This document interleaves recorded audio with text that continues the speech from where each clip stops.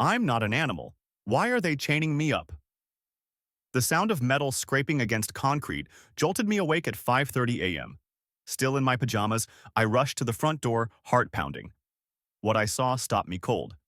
Two men, wearing Riverbend Estates HOA polos, were wrapping a heavy-duty chain around my sister's wheelchair, securing it to the porch railing with a massive padlock. "What the hell are you doing?" I shouted, running barefoot onto the porch. "That's my sister's wheelchair." One of the men, barely looking at me, handed me a piece of paper. "Mobility devices must be stored out of sight per HOA bylaw 23.4. This is your third warning." Third warning? We never got any warnings. Behind me, I heard the shuffle of crutches. Chloe, my younger sister, appeared in the doorway, her face pale, gripping the doorframe for support. She hadn't needed those crutches in weeks. "Why are they doing this, Logan?" Her voice trembled. "I'm not an animal. Why are they chaining me up?" I turned back to the men, fury boiling inside me. But they were already walking away, hopping into their HOA-branded golf cart like they hadn't just robbed my sister of her independence. I yanked at the chain, but it was industrial grade. It wasn't budging. Chloe had a job interview in 2 hours, and she couldn't go without that wheelchair. I stood there, fists clenched, staring at the thick, industrial-grade chain wrapped around Chloe's wheelchair. This wasn't just a fine or a warning. This was personal. Behind me, my sister gripped the doorway, her crutches barely supporting her weight. She had fought so hard to regain independence after the accident, and now, because of some power-hungry HOA tyrant, she was trapped in her own home. I grabbed my phone and called the only locksmith in town. "Emergency call? That'll be $175 and I can't be there till this afternoon." Chloe's face fell. "Logan, my interview, I can't miss it." I wouldn't let them take this from her, not today. I carried her to my car, drove like a madman across town, and got her to the interview just in time. But the damage was done. She felt helpless again. That's what they wanted. They wanted us to feel powerless. But they underestimated me. While she was in the interview, I parked outside and read through all 94 pages of the HOA bylaws. And guess what? There was nothing in there about medical equipment. The rule about mobility devices was clearly meant for bikes and scooters, not wheelchairs. By the time I got home, the locksmith had finally arrived. $175 later, the chain was gone, but my anger was just getting started. As I stood on the porch, seething, my neighbor Diane Peterson walked by, 3 garden gnomes in hand. Garden gnomes that miraculously never got fined. She leaned in. "Such a shame what Barbara's doing to you folks," she whispered. "Barbara." "Barbara who?" I asked. "Barbara Thompson, HOA president." Diane nodded grimly.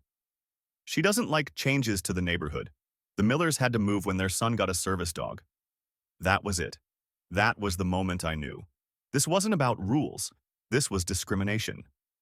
I went inside, fired up my laptop, and sent a formal request to the HOA board under the Americans with Disabilities Act, ADA, demanding accommodations for Chloe. Within an hour, a response landed in my inbox. "Request denied. Additionally, the unauthorized wheelchair ramp at your front entrance must be removed within 48 hours. I nearly threw my laptop. The ramp? The one I had permits for? The one that the city approved? I needed to be sure. The next morning, I drove straight to the city planning office. The permits were 100% valid, but when I got home, there it was. A $500 fine taped to my door for unauthorized modifications. And standing on the sidewalk, snapping photos of my house like she was documenting a crime scene, was Barbara Thompson herself. This woman was playing God, deciding who belonged in her perfect little neighborhood. And she thought I was just going to roll over and accept it? She had no idea who she was messing with. She had no idea who she was messing with. What happens next will shock you. If you think HOA corruption has gone too far, comment #HoBullies below. If you want to see how I fight back, hit that subscribe button because this war is just getting started. Barbara Thompson stood on the sidewalk, her expensive tennis outfit pristine, her phone camera clicking away, documenting every angle of my house like she was collecting evidence for a crime scene. I clenched my fists. "Barbara, we need to talk." She didn't even lower her phone. "Rules are rules," she said smoothly, eyes cold. "If your family can't follow them, perhaps Riverbend Estates isn't the right community for you." I exhaled sharply, forcing myself to stay calm. My sister is disabled. That wheelchair is not a decoration, it's her freedom. The ADA is federal law, Barbara. You can't override it. Barbara's lips curled into a smug smile. Oh, Logan, she said, tilting her head. You think waving some legal jargon at me will change anything? I run this neighborhood. And then she walked away, completely ignoring the giant inflatable Santa Claus still lingering in the Petersons' yard since last Christmas. Somehow, not a violation. I went inside and slammed the door. This wasn't just selective enforcement. This was a targeted attack. That night, I dug deep. I read through hundreds of homeowner complaints online. I found former residents of Riverbend Estates who had been forced out over ridiculous violations. And then, buried in a community forum post from 2 years ago, I found something chilling. A man named Greg Miller had left a single comment. HOA didn't just fine us, they harassed us until we had no choice but to sell. We had to move because of my son's service dog. If you think they'll stop at a wheelchair, think again. I tracked Greg down on Facebook and sent him a message. He responded within minutes. Barbara ruined us. He told me everything. The unfair fines, the constant harassment, the mysterious complaints from anonymous neighbors that always seemed to target the same kind of families. Families with disabled relatives, families that didn't fit Barbara's perfect little image of the neighborhood. But it got worse. Greg told me that Barbara had a special relationship with one of the city council members, someone who helped her manipulate zoning laws and push through HOA changes without proper homeowner votes. Then he said something that made my blood run cold. Check the HOA's financial records. You'll see exactly what kind of scam she's running. I didn't sleep that night. The next morning, I installed a doorbell camera and caught Barbara marching up to my porch. She slipped another fine into my mailbox, smirked at the camera, and walked away. $750. For false accusations against the HOA. At the bottom, a handwritten note. Payment plans available if needed. We understand disabilities can be financially straining. That was it. I wasn't just fighting back. I was going to bring her entire empire crashing down. Barbara thought she was untouchable. She had been running Riverbend Estates like her personal kingdom for years, hiding behind obscure rules, weaponizing fines, and bullying homeowners into submission. But now, I was coming for her. After speaking with Greg Miller, I had one goal: get my hands on the HOA's financial records. If Barbara was as corrupt as Greg said, there had to be proof. The next morning, I drove straight to City Hall. I requested the HOA's public financial filings, documents that, by law, any homeowner could access. The clerk gave me a tight-lipped look before handing over a thin folder. Too thin. I flipped through it and immediately saw the problem. There were no records for the past 2 years, no meeting notes, no homeowner votes on fee increases, just one-page summaries with vague expenses listed under community maintenance. $45,000 paid to Riverbend Landscaping, $30,000 allocated to security upgrades, $50,000 for clubhouse renovations. Except, our landscaping was a mess, the security cameras never arrived, and the clubhouse was falling apart. I had enough to know Barbara was stealing, but not enough to prove it. Then, later that evening, an unmarked envelope was slipped under my front door. Inside, real financial documents, detailed payments, bank transfers, and receipts. And one name kept showing up: Barbara's brother's landscaping company. A sticky note was attached. I'm on the budget committee. There's more. Be careful who you trust. My heart pounded. Someone inside the HOA wanted Barbara gone too. I made copies of everything and locked the originals in my safe. If Barbara was skimming money off the top, it wasn't just fraud, it was embezzlement. But when I returned home, she was already waiting. Barbara and 2 HOA board members were standing on my porch, smiling like they hadn't just been exposed as criminals. Logan, she said, her tone saccharine sweet, we'd like to offer a compromise. I crossed my arms. A compromise? Yes, she continued. We'll allow temporary use of the wheelchair, provided it's covered with an HOA-approved neutral-colored tarp whenever outside. I felt my jaw tighten. That's not a reasonable accommodation under federal law. Barbara's smile vanished. You're making a big mistake? Her voice was low, controlled, and full of menace. The other board members shifted uncomfortably. I've been running this community for 15 years, Logan, she hissed. People who challenge me don't last long here. She turned and walked away. But the message was clear. This wasn't just about the wheelchair anymore. This was war. Barbara's threat lingered in the air long after she and her puppet board members walked away. I wasn't stupid. This wasn't just some bitter old HOA president enforcing silly rules. This was a woman who had built a small empire, and I was a threat to it. I barely slept that night. By morning, the retaliation had already started. At 6 a.m., I woke up to the sound of drilling outside my house. I rushed to the window and saw two men installing a security camera on the streetlight directly facing my front door. I stormed outside. "What the hell is this?" One of the workers barely looked at me. "HOA security upgrades, sir." I glanced down the street. No other houses had cameras installed. "This isn't security," I snapped. "This is surveillance." The man shrugged and kept working. Barbara was watching me. I called Mia, a real estate lawyer, and explained everything. She didn't even hesitate. "They can't do this," she said. "Document everything. Get your own cameras." That afternoon, I installed a doorbell camera and pointed another directly at the new HOA-installed camera. If they were watching me, I'd be watching them too. Within an hour, Barbara herself appeared on my porch. She slid a fresh violation notice into my mailbox and turned to my new camera with a smirk, fully aware she was being recorded. I yanked the letter from the box. $750. The reason? False accusations against the HOA. And at the bottom, handwritten in her perfect cursive script, "Payment plans available if needed." We understand disabilities can be financially straining. That was the last straw.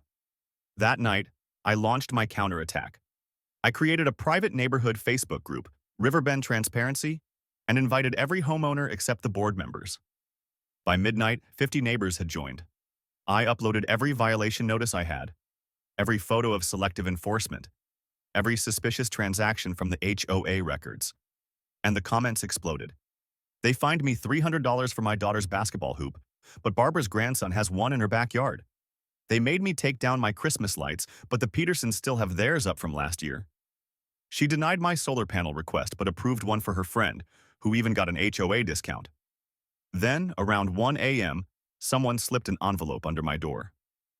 Inside, financial records showing $45,000 paid to Barbara's brother's company for landscaping that never happened.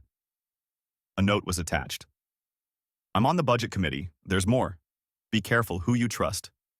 My hands shook with adrenaline. I wasn't just dealing with a corrupt HOA president. I was dealing with a criminal. And now, I had the proof. I barely had time to process the bombshell envelope before a knock at my back door sent my pulse skyrocketing. I peeked through the blinds. It was Kevin, my quiet retired neighbor from 2 houses down. But something about the way he kept glancing over his shoulder set off alarms in my head. I let him in, locking the door behind him. "You need to be careful," he said in a low voice. "Barbara knows you're digging. She's not just some bitter HOA president. She's protected." My stomach tightened. Protected by who? Kevin sighed, then pulled out a leather wallet and flipped it open. "FBI." I took a step back. "What?" "I'm not really retired," he said, voice barely above a whisper. "I've been undercover, investigating Barbara and this HOA for months." I nearly sat down from the shock. "This goes beyond unfair fines," Kevin continued. "We believe Barbara has been embezzling HOA funds, committing fraud, and even using HOA rules to force out homeowners she doesn't like. You're not the first family she's targeted, but you might be the first to fight back." I swallowed hard. "So what do you need from me?" Kevin slid a small device across the table, a voice recorder. "Get her talking about the wheelchair, about the HOA's money. We need her to incriminate herself." I stared at the device, feeling the weight of it in my palm. "You want me to spy on her?" Kevin didn't even blink. "You'd be helping us build a case that could take her down, for good." Before I could answer, headlights swept across my window. Kevin ducked, motioning for me to stay silent. Barbara's luxury SUV rolled slowly past my house.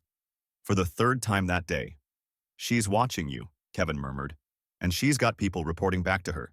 Be careful what you say around anyone." I walked Kevin to the door. Before leaving, he slipped a phone number into my hand. "If you're in, text the word pool." For the next hour, I sat alone in my dark living room, listening to every creak and groan of my house. From down the hall, I heard Chloe struggling to get from her wheelchair to her bed, too proud to ask for help. That sound made my decision for me. I picked up my phone and typed one word: pool. Within seconds, a message came back. Meet me tomorrow. Playground. 3 p.m. I wasn't just exposing Barbara's corruption, I was walking into a war. The next day at exactly 3 p.m., I walked into the Riverbend Estates playground, keeping my posture relaxed like I was just enjoying the afternoon. But my heart was hammering in my chest. Kevin was already there, sitting alone on a bench, pretending to read a newspaper like an old-school spy movie. The moment I got close, he switched to casually talking about baseball scores, a signal that we were being watched. I glanced around. Sure enough, Judy Henderson, one of Barbara's closest allies on the HOA board, was sitting by the swings, pretending to scroll through her phone while her kids played. She's reporting to Barbara right now, I muttered under my breath. Kevin didn't react, just slid a coffee cup across the bench toward me. The recorder is inside, he murmured. Press the bottom once to activate it.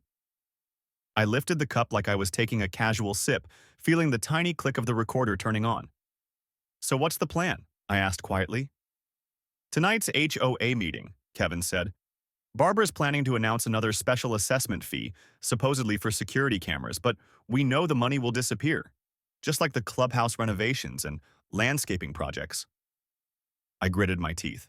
And I'm supposed to get her to admit it? Not directly, Kevin said. You're going to challenge her publicly about Chloe's wheelchair. She'll get angry, lose control. After the meeting, she'll confront you privately. That's when you record her. I took a deep breath. And if she doesn't take the bait? Kevin gave a half smirk. She will. Barbara's got a temper and she's used to people backing down. You're the first person who hasn't. That evening, I walked into the HOA clubhouse, coffee cup in hand, ready to start the beginning of the end for Barbara Thompson. The room was packed, neighbors standing along the walls whispering among themselves. Barbara sat at the front table, flanked by her usual board members, wearing her signature fake smile. Before she could speak, I stood up. I'd like to address the illegal chaining of my disabled sister's wheelchair. The room went silent. Barbara's smile vanished. That matter was handled according to HOA bylaws, she said icily. Your personal grievances aren't on tonight's agenda. I stepped forward, lifting the heavy metal chain for everyone to see. This isn't an HOA issue. This is a federal crime. Several neighbors gasped.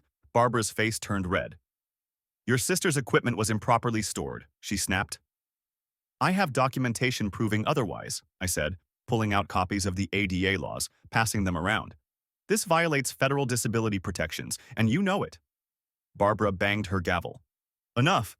This meeting is about community security, not baseless accusations. You mean the security cameras we paid for last year but never got? The room exploded in whispers. Some neighbors nodded. Others looked shocked. Barbara was losing control. Kevin, standing in the back, typed something on his phone. The trap was set. The HOA meeting descended into chaos. Neighbors were shouting over each other, demanding answers. Some clutched the paperwork I'd handed out, eyes wide as they read the ADA violations Barbara had committed. Others murmured about the missing funds for security cameras and community upgrades that never happened. Barbara pounded her gavel, her voice shaking with barely contained fury. This meeting is over, she snapped. Security, remove Logan from the building. I didn't move. Neither did Kevin, who was casually standing near the exit, phone in hand, texting someone. Barbara turned on me. You think you can challenge me? I built this neighborhood. I took a deliberate step forward, my coffee cup, with the hidden recorder still running, firmly in hand. You built something, all right? A corrupt HOA scam that's finally coming to an end. Her eyes flickered with panic for the first time. I knew she'd come after me after this. I knew she'd want revenge, and I was counting on it. I lingered in the clubhouse parking lot, pretending to search for my keys. Sure enough, Barbara stormed over. You just made a huge mistake, she hissed, her manicured finger jabbing at my chest. Your sister's wheelchair was just the beginning. Keep pushing, and you'll find your car towed, your trees cut down, your home hit with fines so high you'll be begging to leave. I pressed the bottom of my coffee cup, securing her confession on tape. Why? I asked, keeping my voice steady. What did we ever do to you? Barbara leaned in, eyes burning with pure hatred. People like your sister bring down property values, she sneered. I've worked too hard building this community to let people like you ruin it. Just like I got rid of the Gonzalez family with their noisy kids. Just like I forced old Mrs. Wilkins out when she refused to take down her medical ramp. The rage in my chest burned white hot, but I forced myself to stay calm. Then she made her final mistake. She smirked. Managing an HOA isn't free, Logan. Consider the missing money my compensation for keeping undesirables out. Before I could even respond, headlights flashed across the lot. Kevin stepped forward, holding up his badge. Barbara Thompson, his voice boomed across the parking lot. You're under investigation for fraud, embezzlement, and civil rights violations. The blood drained from Barbara's face. More FBI agents appeared from the shadows, unmarked cars pulling up as neighbors gathered to witness the downfall of the tyrant who had ruled their lives for years. One of the agents handed me something, the same chain they found in Barbara's garage, the one used to lock Chloe's wheelchair to the porch. Fingerprint evidence linked Barbara directly to it. Barbara tried to run, but the agents blocked her escape. Meanwhile, I turned toward my neighbors, raising the heavy chain for everyone to see. This, I said, voice steady, is what Barbara Thompson did to my sister. To this community. And she thought she could get away with it. The crowd erupted. Some in anger, some in relief. The nightmare was over. As Barbara was dragged toward the waiting car, Channel 7 News pulled up, their cameras rolling. This wasn't just about Riverbend Estates. The FBI had been tracking Barbara for months. It turned out she had been running HOA scams in 3 different neighborhoods, rigging elections, stealing homeowner funds, and forcing out families who didn't fit her image. Barbara wasn't just a corrupt HOA president. She was a criminal mastermind. And now? She was facing years behind bars. With Barbara gone, the HOA was restructured, all fraudulent fines were wiped clean, and the stolen money was returned to the community. Chloe got her independence back, and the very ramp Barbara tried to remove became a symbol of victory. But here's the question. If Barbara was doing this here, how many other HOAs are running the same scam? Should I go after another corrupt HOA? Comment #HOA exposed if you think it's time to uncover more scandals. And if you want to see how deep this corruption really goes, subscribe now, because this fight is far from over. The story of Riverbend Estates wasn't just about one corrupt HOA president. It was a wake-up call. In 2025, HOA abuse continues nationwide, with countless families facing unfair fines, forced evictions, and financial fraud disguised as community improvements. But now, people are fighting back. Technology has given homeowners the power to document corruption in real time. Doorbell cameras, online community forums, and whistleblower networks are exposing HOA scams faster than ever. State lawmakers are stepping in, with new proposals aimed at holding HOA boards accountable, limiting fines, and preventing election fraud. But let's be honest, we still have a long way to go. For every HOA leader caught, dozens more operate in the shadows, manipulating bylaws, draining funds, and pushing out families who don't fit the image. What happened in Riverbend Estates could be happening in your neighborhood right now. The question is, will you recognize the signs before it's too late? Barbara was just one of many corrupt HOA leaders. But there are countless other communities still suffering under the same abuse. What do you think? Should Logan and Kevin investigate another HOA scandal? Drop your thoughts in the comments. Like this if you believe HOA corruption needs to be exposed. Subscribe for more shocking stories, because trust me, we're just getting started. HOA bullies beware. We're watching.